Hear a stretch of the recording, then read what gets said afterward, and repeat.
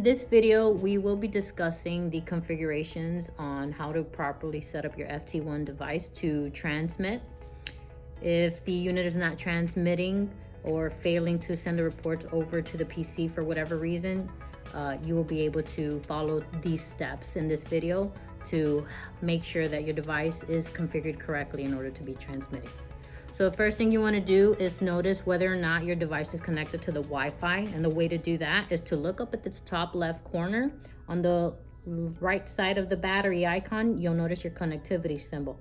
If you do notice an X, it is because it is not connected to the Wi-Fi network, or any network for that matter. So first things you want to do is access your settings. Once you see your list of settings, you're going to go ahead and scroll down to your connectivity section.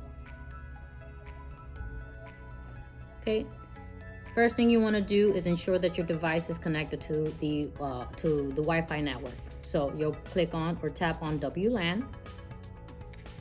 And first things first, make sure that you do have a check next to the Wi-Fi enabled option.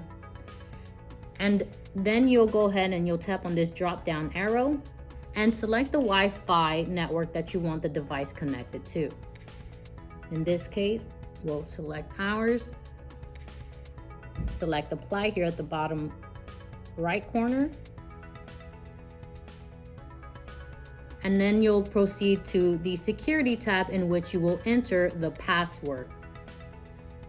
Now you're not really able to see the password due to security reasons, so please make sure that you do enter it correctly. Perfect. So now when it does detect the correct password, of course, you will then see your connectivity symbol turn into a Wi-Fi. All right, so now we know your device is connected to the Wi-Fi.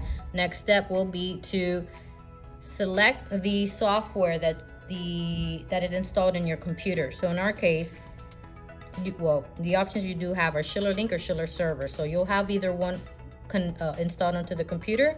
So go ahead and select the appropriate one. In our case is Schiller Server. So when it comes to Schiller Server, for example, you do have multiple fields here. First things first is the host that you see there. Now that field you'll have to enter the IP address of the computer that you will want your device to communicate or send the reports to.